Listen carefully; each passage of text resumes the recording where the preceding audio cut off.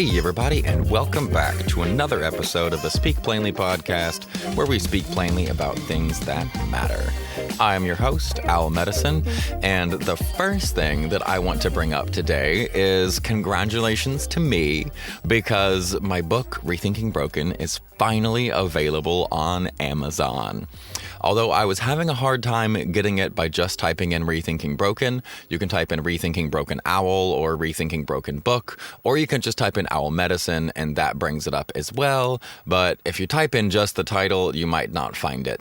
Anyway, I'm super duper excited that it's finally out and available for the world. And it ties into today's podcast topic because what I wanted to talk about is self-worth. I want to talk about self-worth. I know last week I talked about doing some ChatGPT exploration stuff and looking at things like self-worth or loneliness like last week.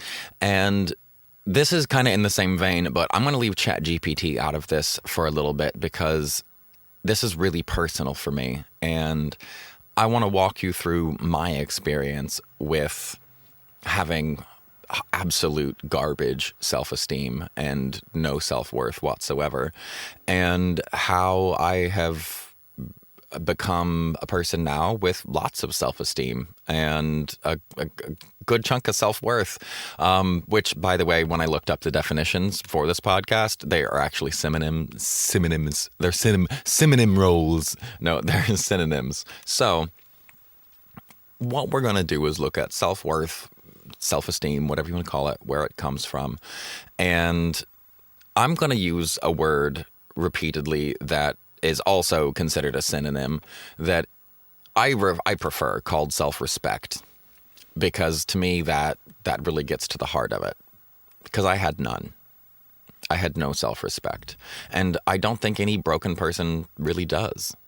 If we did, we wouldn't believe that we were broken. So, without further ado, I'm going to get started with what is self-esteem? How do we get self-esteem? Where does it come from? When you dive into the psychology of this, they break everything down into systems, right? That's what science does, and any ology is the science of the thing. So in our Western world, we break it down into its individual pieces. And if we can, we try to make it simple by turning it into a acronym or an abbreviation or something. In this case, what brings about self-esteem, at least as far as development, is broken down into the 5 C's. And I found this article in a behavioral sciences journal, and the article is titled "The Importance of the 5 C's of Positive Youth Development to Depressive Symptoms. This is the important part. A cross-sectional study with university students from Peru and Spain." So this is at least not just looking at Americans, which I like. And it does look at 2 different cultures. And I'm not going to go super deep into it by any means, but I will use this to look at what these 5 C's are. The 5 C's are competence, confidence, character, connection, and caring. Okay, again, the 5 C's are competence, there will not be a quiz, confidence, character, connection, and caring. And it goes on to kind of give definitions for these. So the way that they broke down confidence is confidence reflects a positive sense of self-worth, mastery, future, positive identity, and self-efficacy. That's confidence. I like the self-efficacy part. The competence bit is a view of one's capabilities with respect to a given domain or vocation, that you can actually competently accomplish a task in a domain. Then there is character. Character indicates respect for rules, morality, and integrity. Caring is about the ability to feel sympathy and empathy towards others. And finally, connection concerns bonding with others and forming meaningful relationships with family, peers, and communities. The this study proposes that when these 5 C's are present in a young person, and with a 6th C, contribution, emerges when the young person can constructively contribute to self, family, community, and even civil society or society at large. So, self-respect is broken down into basically 5 categories. And how much self-respect you have is more or less predicated on how you feel about yourself in relation to one of these 5 C's. And unfortunately, for a lot of us, we all struggle with self-worth. We struggle with believing that I'm enough, or often we'll struggle with believing that I'm too much. And it's really hard, because the phrase is, a person can never rise above their opinion of themselves. And it's super true. If we have no self-worth, we will never be worth much, because we can never rise above our opinions of ourselves. And if there's one thing I learned through writing Rethinking Broken, it was about how it first, we must be known in order to know ourselves. So that means our identity is created by other people's impressions of us, at least when we're young. And depending on what state they were in, if they were super stressed or whatever, then we might not have gotten the most positive feedback about who we are, having nothing to do with us. Still, it instills a sense of a lack of self-worth, that we're not worth much because people weren't able to drop what they were doing to be there for us, or were too stressed to recognize what we were feeling at a given moment in time. We all know no self-worth sucks. That's a fact. But what I'm interested in is, how do we get self-worth?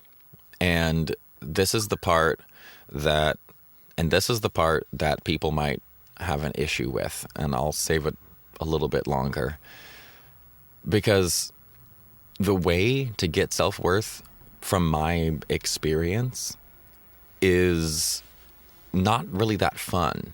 It's almost like, at least from my experience with dealing with it, it's almost as if we expect or wish that our self-worth will just magically appear.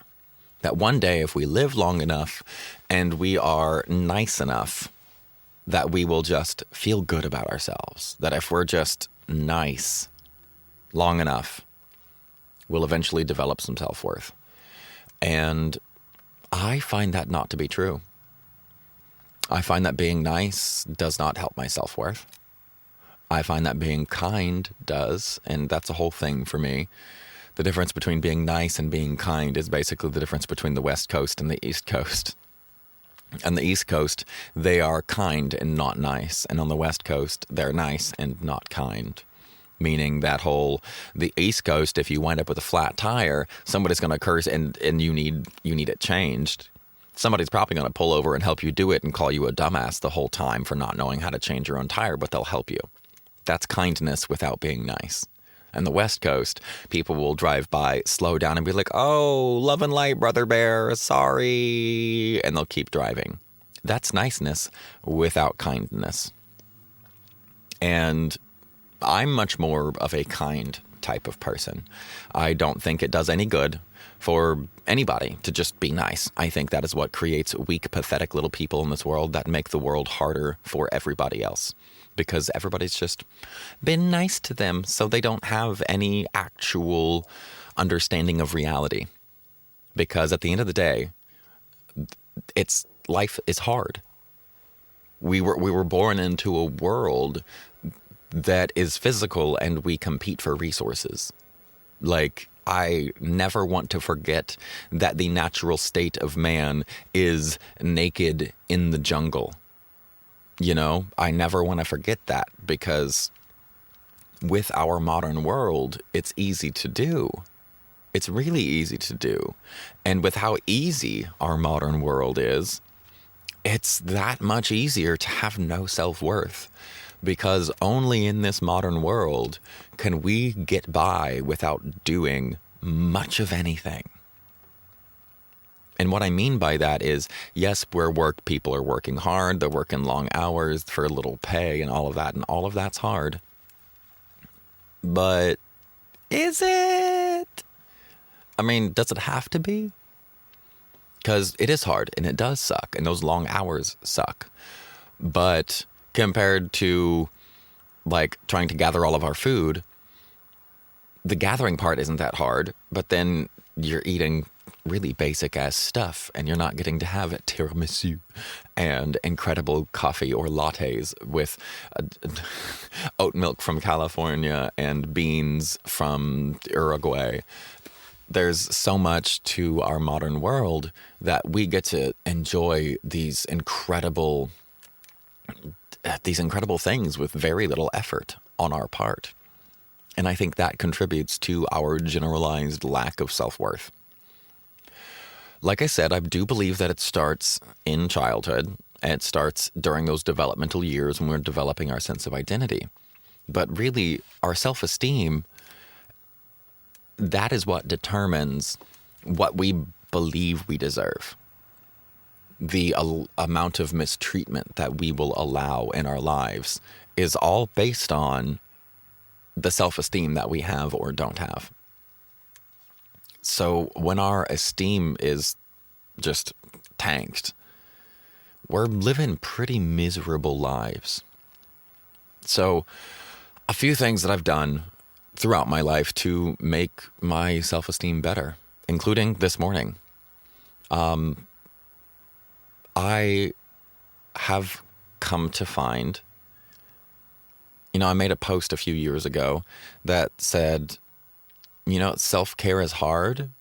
Good, like real self-care is hard. I don't mean like going out and having like a glass of champagne or 10 with friends, or I mean real self-care, or just taking a bath when you're stressed. I mean the real self-care, the stuff that actually carries us through each day, our routines. Self-care looks a lot like self-discipline. And I'll just cut straight to the chase now.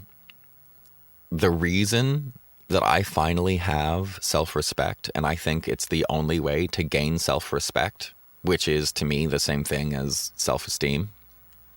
The only way that I have gotten self-respect for myself was to do hard things that I believed were worthy of respect. That's it. It's that simple.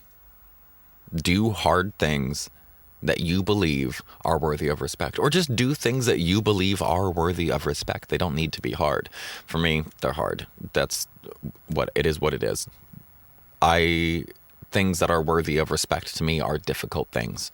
And as I've done more and more difficult things and stuck through it after I'd wanted to quit, each time I wanted to quit and didn't, it added just another little dime in my self-esteem bank. And now that I've gone through all the processes and I've at least got the paperback out on Amazon, I'm feeling really good. Because I used to say the only thing that stops me from being a complete narcissist is crippling self-doubt. And if that's not quintessential bipolar and borderline personality shit, I don't know what is. But now I still have moments of like, huzzah, and I want to say grandiosity, but I don't think it's even that serious. And I have moments of like, ugh, of like the low self-esteem, but it doesn't take over me like it used to. And I really fully believe that the reason it doesn't take over is because time after time after time through this process of putting out these podcasts and writing blogs and writing 2 books and doing all of the market strategy research and everything I did well. I did this book right. And I'm so proud of that because honestly, it's the first thing I've ever done right in my life. Like done the right way. Everything I've done has been, it's been illegal or half illegal or black market or somewhat shady, under the table. Like almost everything I've done in my life has been somewhat sus. And for the first time, I did something the right way. And that doesn't mean that I did it the traditional way, right? That doesn't mean because I didn't go find a publisher and an agent and all of that. I started my own publishing company. I became my own agent. I did my own marketing research. I did my own keywords and category research. I bought into the software programs myself that crawl Amazon's data. I wrote the book myself. I had one professional editor that I trust because I got one who has written or who has edited many very successful bestsellers for friends. And I finally did it right. And I wanted to quit, and I wanted to quit, and I wanted to quit, and I wanted to quit. And I did. I'd quit for a couple hours or a day or a week or even a couple of weeks, to be completely fair. And I mean, there was a chunk of time where I didn't touch the book for like 2.5 months because I was so overwhelmed. And I kept at it. And only by keeping at it through the hard thing is what makes it all worth it. That's what adds to self-worth. So now when I see self-worth and I look at these 5 C's, when you choose to do the hard thing and keep at it, the reason it works is because it proves your competence. It proves that it has proved that I am competent. I'm a competent writer. I'm a competent editor and proofreader. I am a competent market research strategist. I'm competent in these things. And the reason I am competent in these things is because I did them, and when I wanted to give up, I didn't, and I continued anyway. That leads to character. For me, that goes straight into character, because that is the respect for my own integrity and my own morality in saying, I know that this book needs to get out. I know that it has to go to people. It's done what it was meant to do for me. I got so much out of writing this book, but now it's time for other people. And in order to do that well, I have to really do my job as a marketing person and do the research, stick to it, and get it done.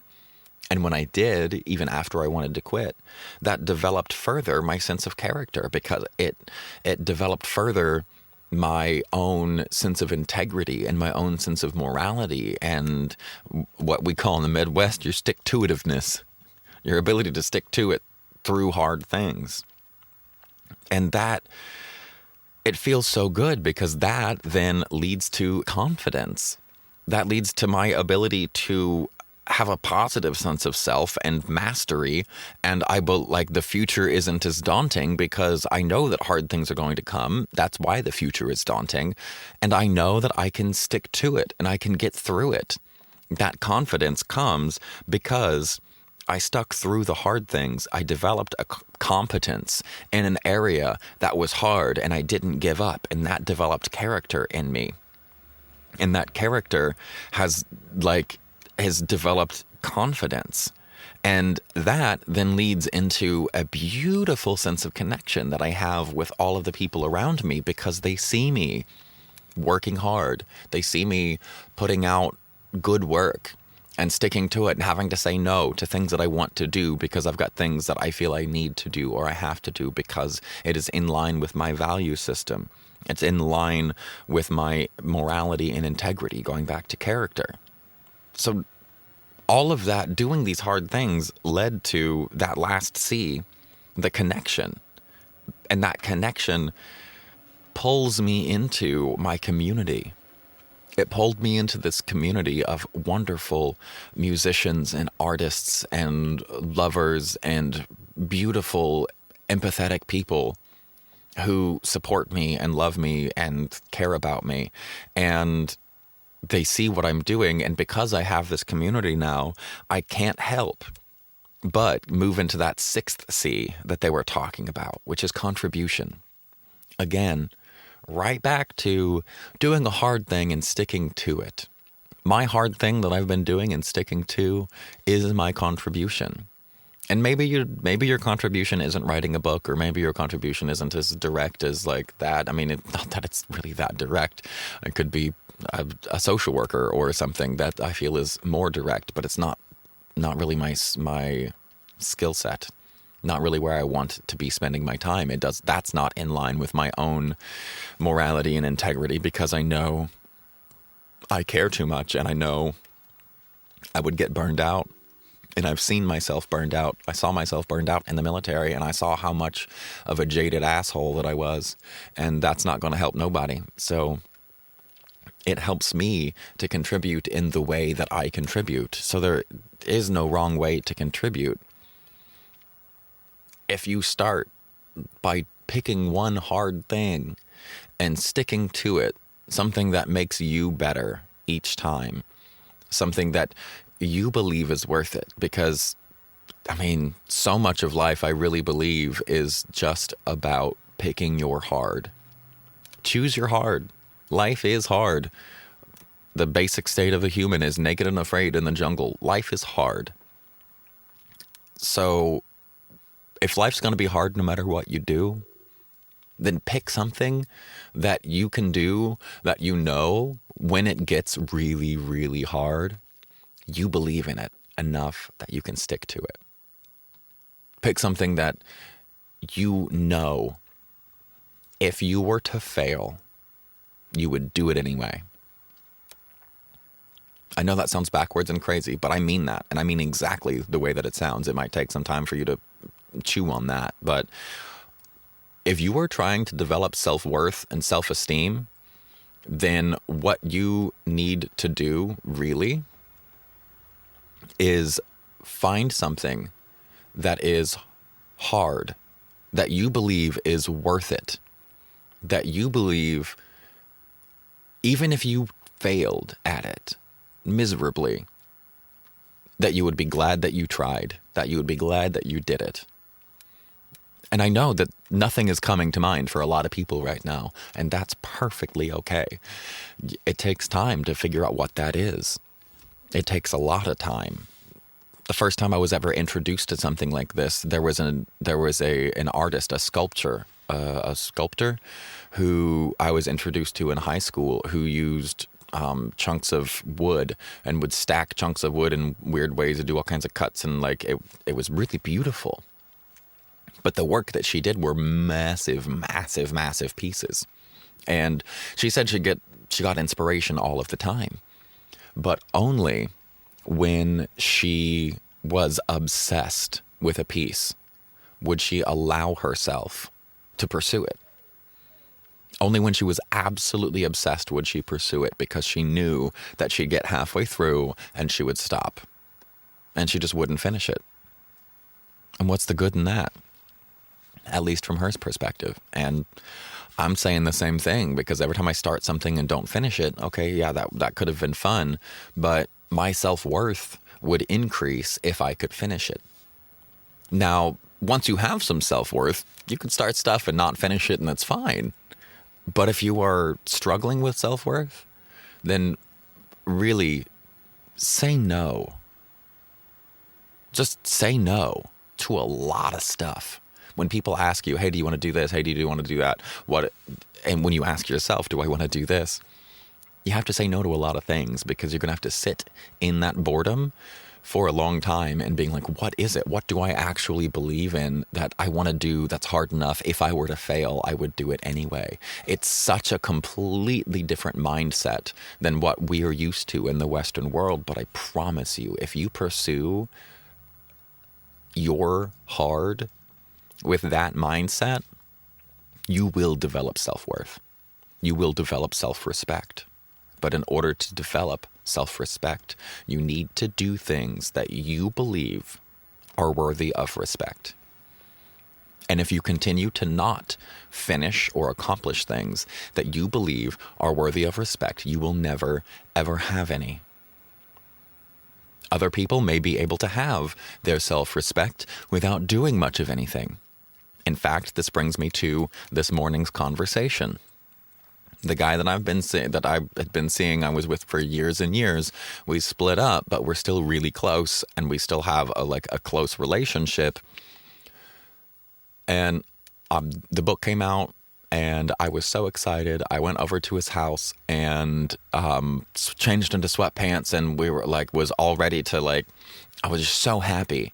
And he's a stoner. He's a hella stoner. He smokes from the moment that he wakes up to the moment that he goes to sleep, unless he's working. And then as soon as he's off work, he smokes again. And because of that, he doesn't have much excitement or impetus or whatever. And when I came in all excited, because this is the pinnacle moment of 4 years of work of me calling in every single person that I've ever been in my life and making sure I don't throw out the baby with the bathwater, making sure that I'm thankful for the good things my parents did as much as the bad things that they did, make sure that I am doing absolutely everything I can to be as whole and complete of a person as I can be, and to show that to the world. And he gave no fucks. None. He did not listen. He did not care. It was another day. It was just another day for him. And that hurt so much. But in testament to my new sense of self-respect, you know what I did? I can tell you what I didn't do. Here's the sign that you don't have enough self-respect. When I felt disrespected and unappreciated and inconsequential, I didn't say anything. When I realized what was going on inside his head and that this was just another day and he had no idea how important this was to me, which, can we just pause for a moment and say, what the fuck, bro? How the fuck do you not know how important this is? Fucking seriously? Putting that aside, he did. Had no idea how important it was to me when it was blatantly obvious to every single other person in my life. But rather than do the lack of self-worth thing, which was to stay and get all upset and try to convince him why I deserve to be considered and celebrated and hey, let's go do something cool for you. This is a big day for you. This is bigger than your birthday, which was just a couple of days ago. That's part of why this hurts so much, is I had an amazing birthday. I had the first birthday. I turned 36 on the 7th. And I had the first real birthday party that I've had since I was 14, and only one friend came, Lisa Allen. I made my own cake.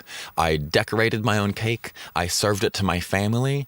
And then I went into my room with Lisa, and it was just the two of us, and we hung out, and I wasn't even allowed to have the door closed to hang out alone with my friend because she was a girl. Which is hilarious because I'm gay as fuck.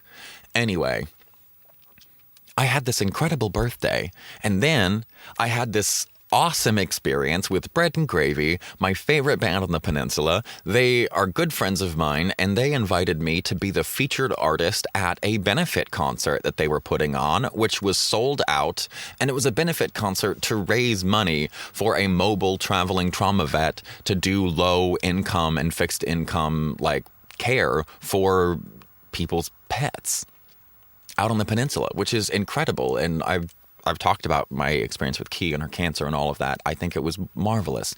We had a great show. People loved my set. And then I got to sing bass. And then I went back to singing lead. And then I'm back to bass. And then I sang tenor. And then I went back to bass. And it was marvelous. I had a fantastic time. And then the next day, I went over to my friend's who has got a farm, and it's that time of year. It's harvest. It's meat harvest. So we were going over to go harvest their geese, but it was sleeting that morning, so we wound up just processing lamb.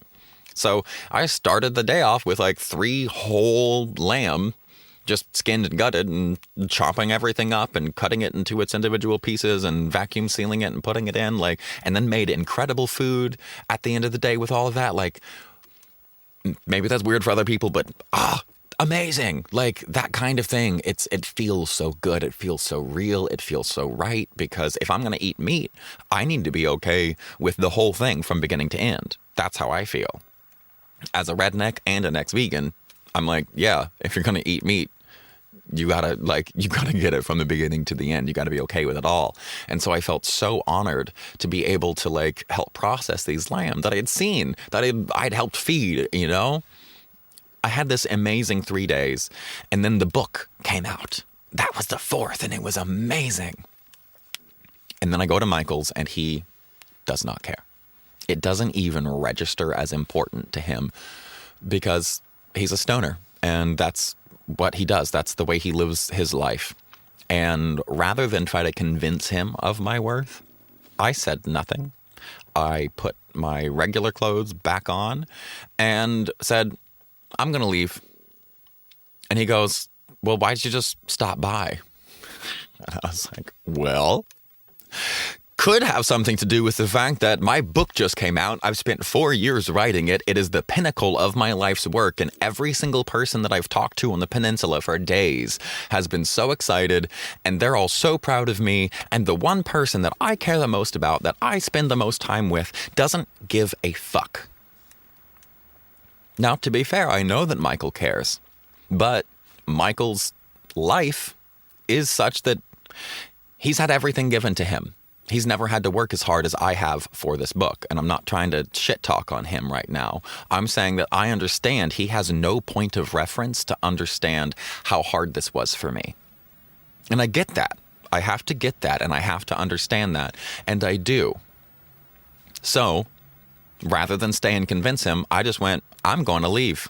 I'm going to go be around people who have respect for me and the work that I do.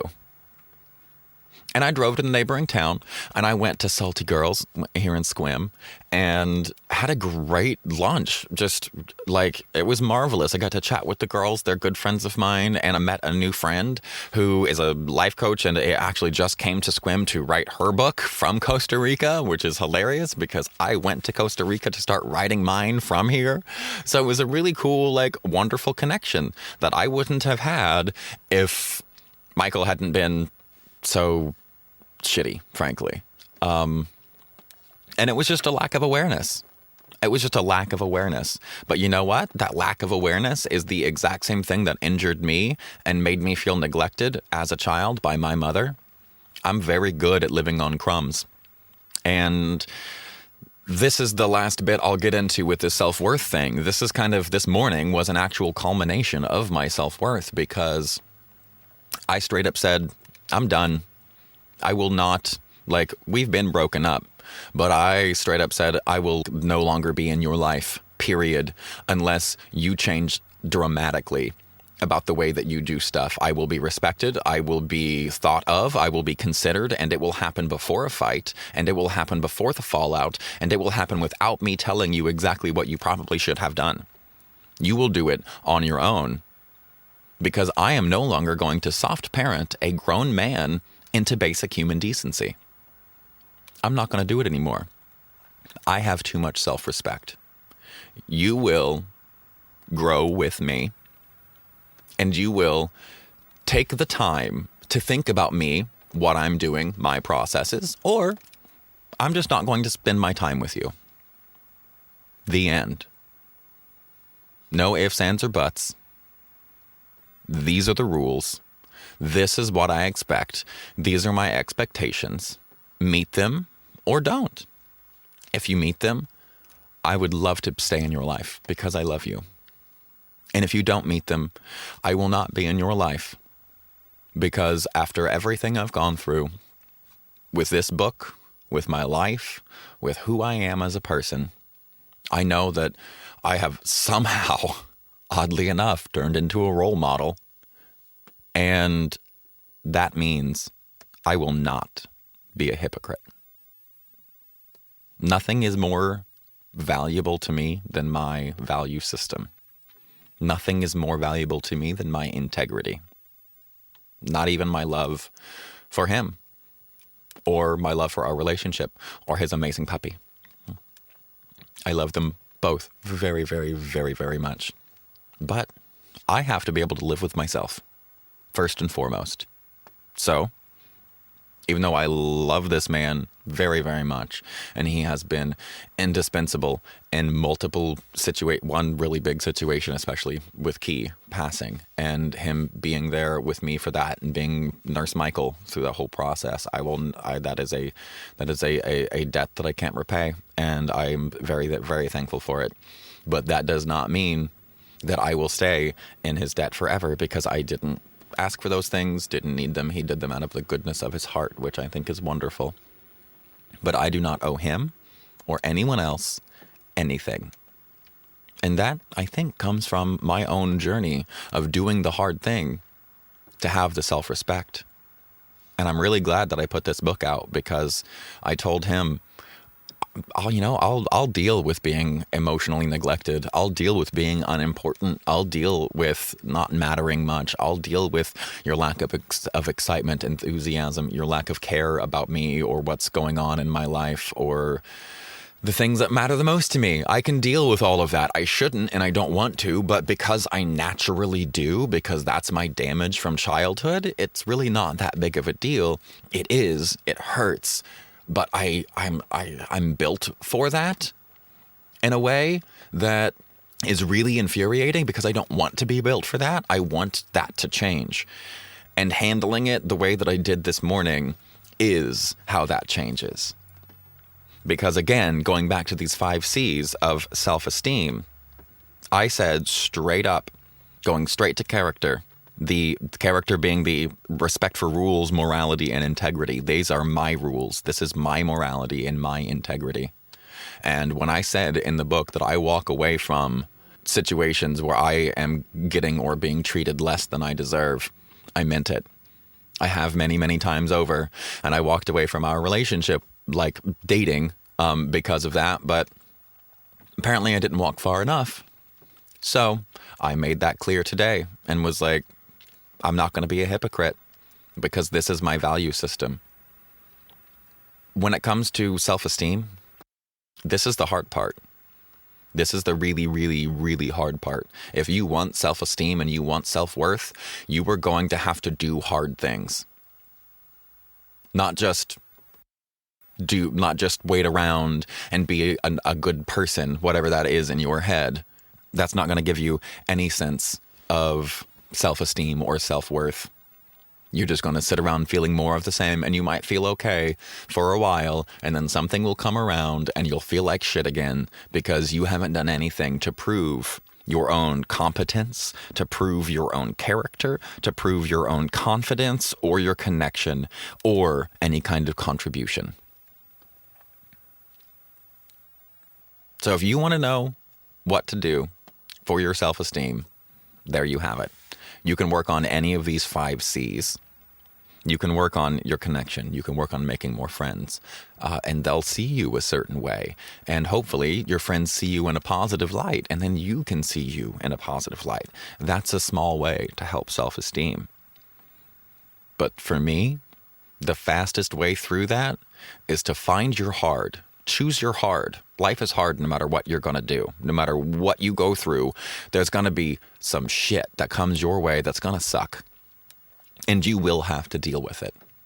And if you are only doing what is easy for you, whatever has been easiest, when that hard stuff comes, it is not worth it, because you're like, it's supposed to be easy. So choose your hard. Choose something that you believe is worth pursuing, even if you were to fail. I mean, for a lot of young people, climate action comes to mind. Like, that's something that people can work toward, of being an activist in climate action, because no matter what, they'll at least have tried to make some difference, to make the world a little bit greener, a little bit longer. That's a hard thing. Writing a book is a hard thing. Starting a podcast is a hard thing. Getting a new job is a hard thing. Saying no to mistreatment in a relationship is a hard thing. Saying no to neglect in a relationship or abuse is a hard thing. But each of these things builds your character. They build your confidence. And if you set out to do these hard things in a realm where you build your life and your money and things around it. It builds your competence as well. And when you have those, each one feeds into the next in a beautiful, beautiful way when you do a hard thing. So that's my advice. That's what I have to say on self-worth. It breaks down into the 5 C's. You can work on any one of those 5 C's at any point in time, but my suggestion is find something that you believe in, that's hard, that you know is going to be hard, and pursue it doggedly. Pursue it completely and utterly with a passion. And when it gets hard, cry, take a break, sit down, do what you need to do, but keep at it. Just don't quit. Whatever you do, just don't give up, and you will develop some self-esteem, some self-worth, and self-respect. If you've made it this far in the podcast, thank you very, very much for listening. I really appreciate it. If you liked this episode, leave a review. Thank you very much for spending your time with me. I hope that you have a fantastic week. And remember, stay curious. And especially if you want self-worth, stay uncomfortable.